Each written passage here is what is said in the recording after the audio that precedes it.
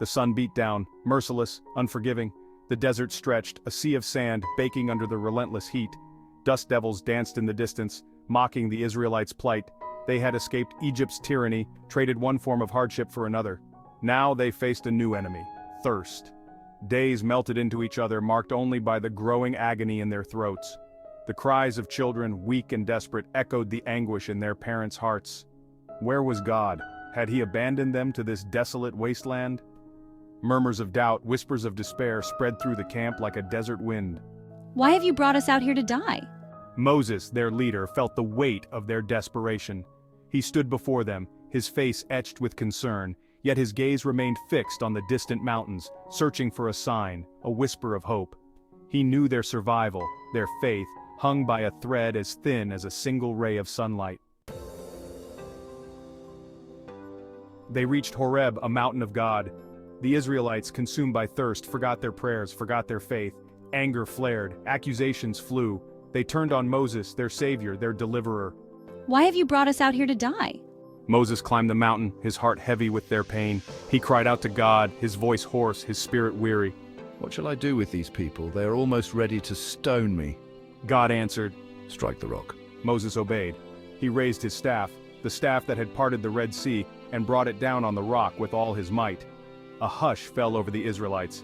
They watched, their eyes wide with a mixture of anger and hope. And then a miracle. A trickle, then a gush. Then a torrent of water burst forth from the rock. Water, cool and clear, flowed down the mountainside, a river of life in the heart of despair. The Israelites erupted in cheers, their thirst quenched, their faith renewed.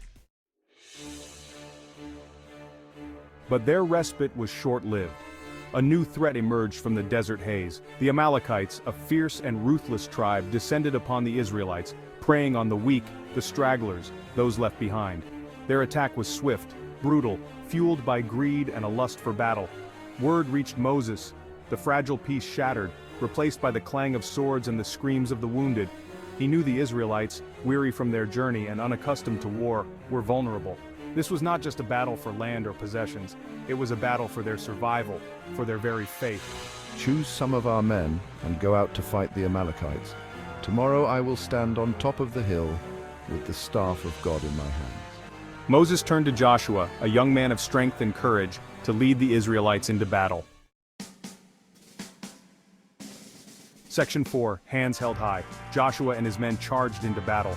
They fought with the ferocity of men defending their families, their future. On the hilltop, Moses stood, a lone figure silhouetted against the setting sun. In his hands he held the staff of God, not as a weapon but as a banner of faith. As long as I hold my hands high, we shall prevail. But when his arms grew weary and his hands fell, the tide of battle turned.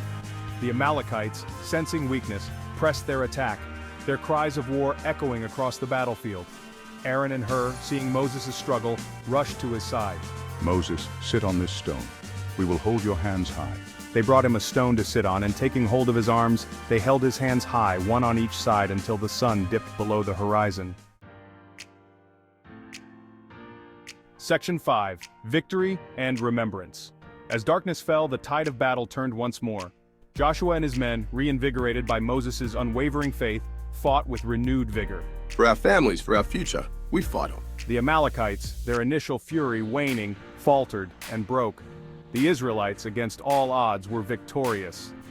That night, under a canopy of stars, Moses built an altar. I shall name it "The Lord is my banner."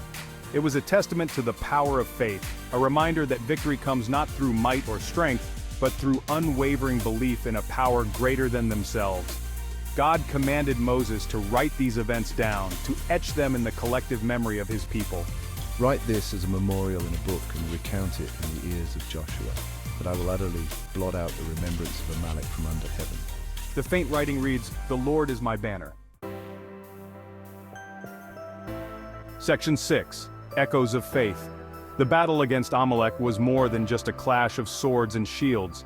It was a battle against despair, against the temptation to lose faith in the face of overwhelming odds. It was a testament to the power of prayer, the unwavering belief that even in the darkest of times, God hears our cries. The echoes of that victory resonate even today. They remind us that we are never alone in our struggles. When we raise our hands in prayer, when we hold fast to our faith, even when our arms grow weary, God is there, holding us up, guiding us towards victory. So the next time you find yourself facing your own wilderness, your own Amalek, remember the words etched on that ancient altar, "The Lord is my banner."